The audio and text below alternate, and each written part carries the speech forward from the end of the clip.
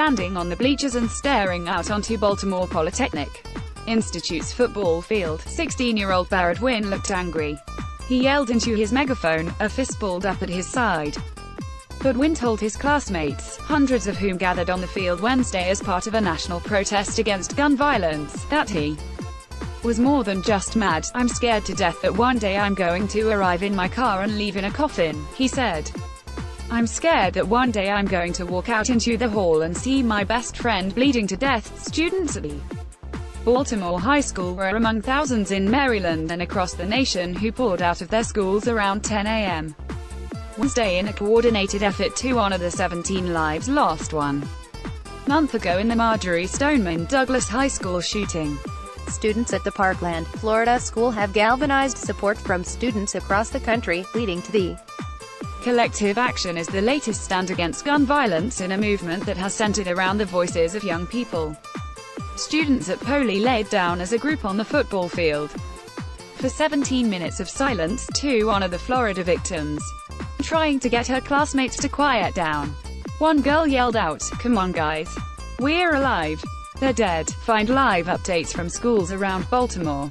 Dozens of schools in the area participated. Students at both Franklin and Dulaney High Schools in Baltimore County and at John Carroll High School in Harford County gathered and read aloud the names of those killed in the Florida school shooting. At Dulaney, where students also chanted, "Not one more," passers-by honked their horns in support. Students were handed papers with contact information for their elected officials as they returned to class after their walkout. Some 600 papers were handed out.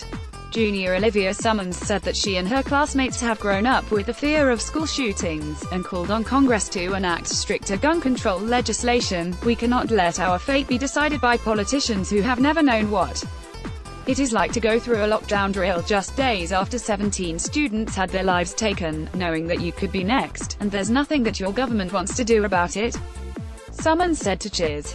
Abhinav Kushalani, 18, a senior at Dulaney who helped organize the walkout, said it's important for young people to make their voices heard and not feel cynical about politics. "I couldn't be more proud of them," Dulaney principal Sam Wincoop said of his students.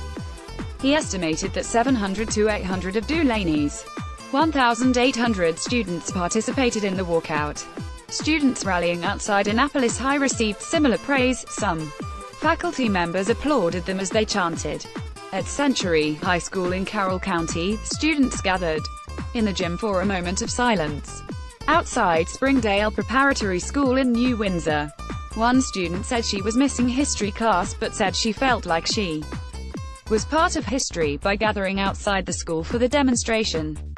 Many students cited specific legal measures they would like to see instituted: stronger background checks, a ban on military-style weapons, and a higher minimum age to purchase a firearm. Franklin sophomore Andrew West said that while more school guidance counselors and social workers are needed to help students suffering from mental illness, it was guns in the hands of disturbed individuals that killed people. The national event comes 1 week after hundreds of Baltimore students left school to march to City Hall, calling for an end to gun violence in schools and on the city's streets.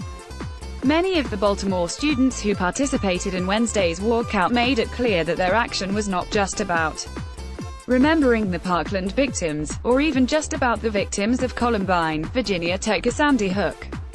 One young woman carried a sign that read, "Why does it take 17 to see 343, a reference to the number of people killed in the city last year. Among them, 19-year-old Jonathan Tabash, a recent graduate of Baltimore Polytechnic Institute. At Excel Academy, the walkout was as much about the Parkland victims as it was about the 7 Excel students killed by gun violence in Baltimore since last year.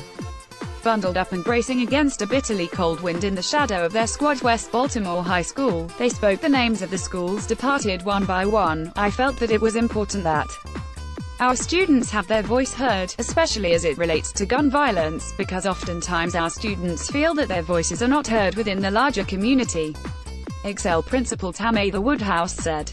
"I felt it was important that they got to participate and feel that folks are listening." The Baltimore School District has been largely supportive of the student-led efforts. School CEO Sonia Santalizes said the city's students, many of whom have been personally impacted by gun violence,